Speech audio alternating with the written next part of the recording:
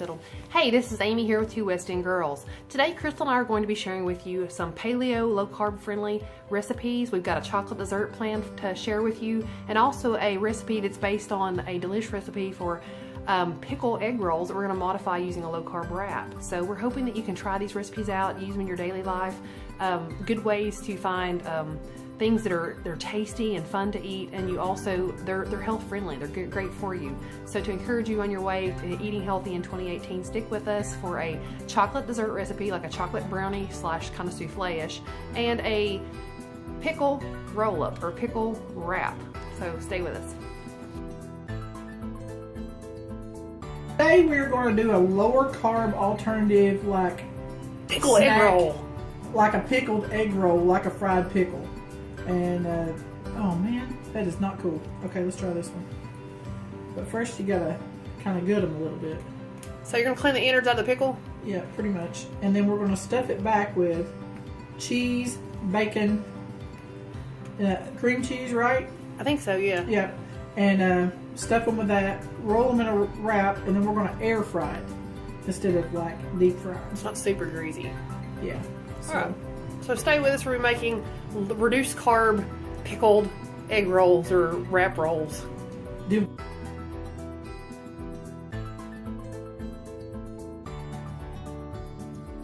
So far we got the pickles prepared. Got them gutted out. We're going to get a little test run going here. There's some bacon. Oh, we got some good old bacon here chopped up.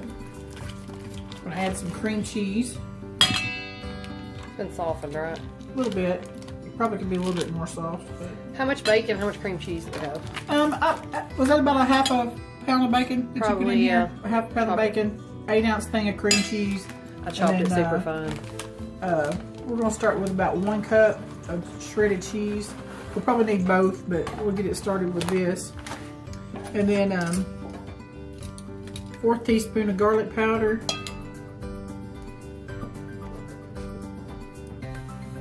1/4 teaspoon of salt.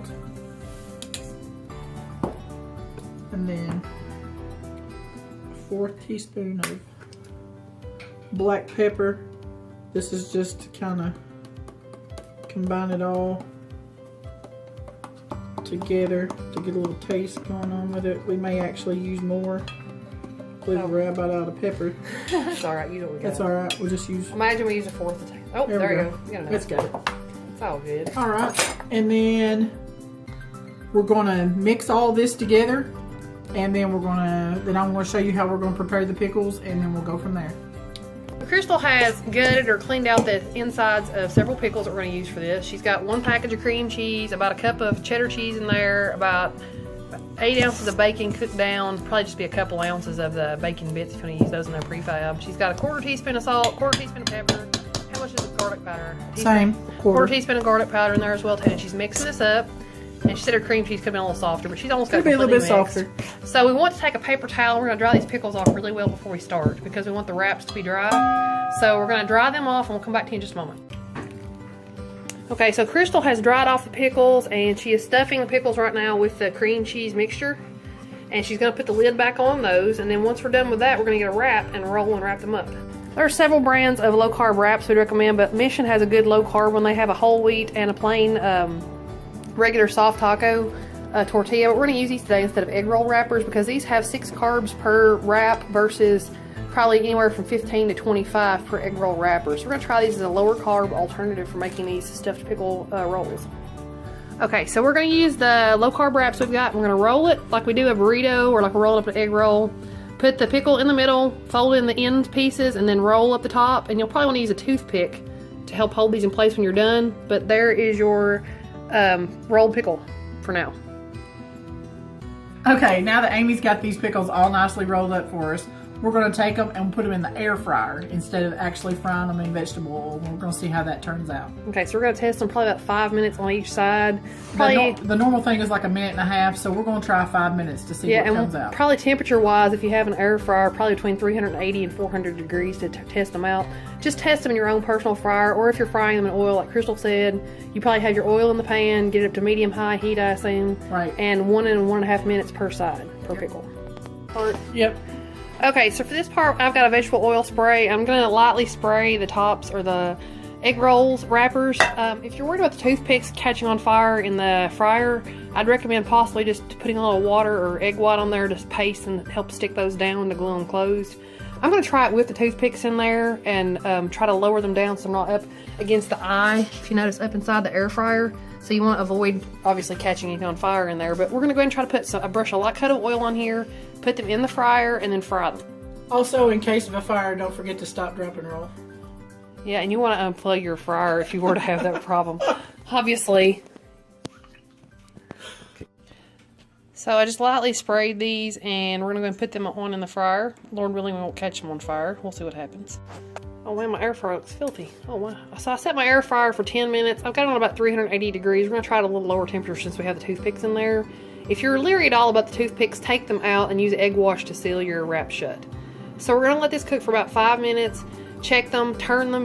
With the air fryer, you always want to shake or turn your items after every couple of minutes to prevent burning and so you have even cooking. So don't forget to do that as well. And as Crystal said, stop, drop, and roll if you have any foolishness. That's right. Come on. Stop, drop, and roll. So these have been cooking for about 5 minutes. As you can see, they're kind of browned. We're going to turn them over and put them back on for another 5 minutes. Okay, so these have been in the air fryer for about 10 minutes. We're going to take them out, slice one open and see how it looks. And check out how it tastes. So...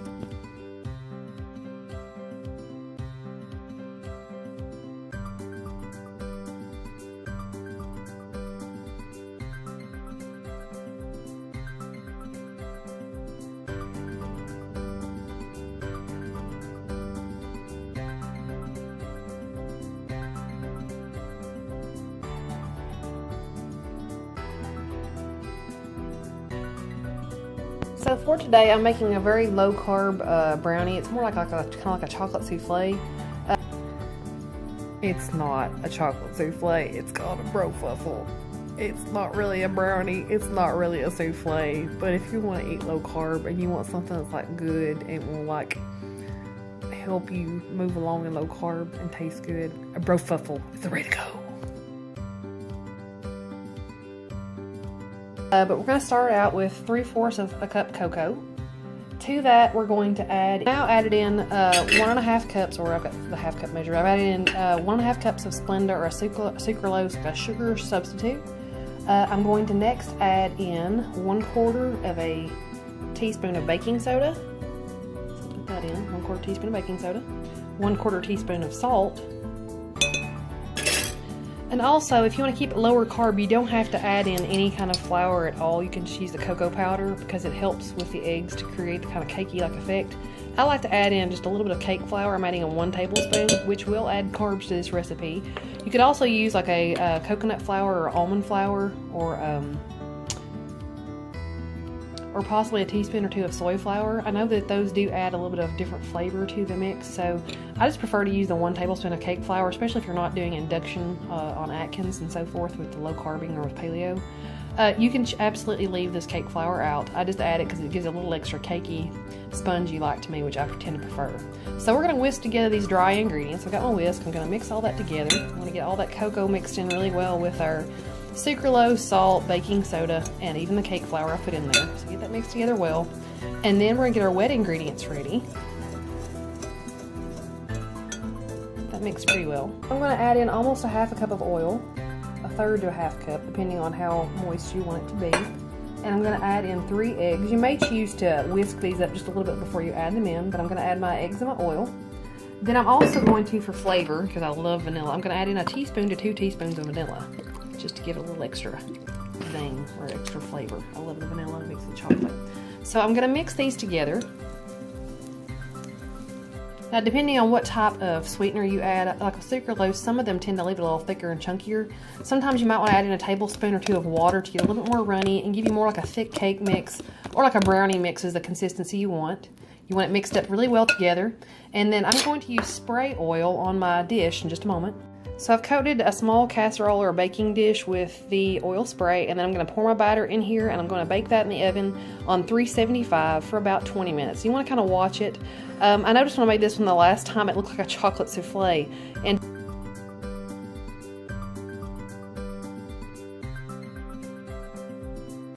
depending on the temperature of your eggs, if they're room temperature versus refrigerated, or also your mixture of cocoa and your baking powder, it may rise up and be really fluffy.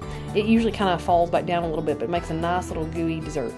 So using my spatula, I spread my brownie or my chocolate souffle-like mix in my pan, and I'm going to put it in the oven on 375 for about 20 minutes.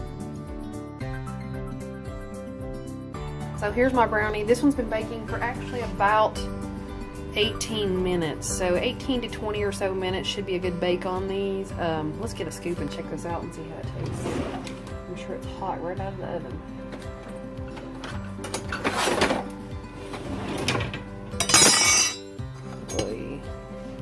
But with some fresh whipped cream, I imagine this will make a pretty fantastic dessert for somebody eating low carb. As you can see that it's a nice, yummy flavor, especially if you're going sugar free and you want something that still tastes really good. This is a good route to go.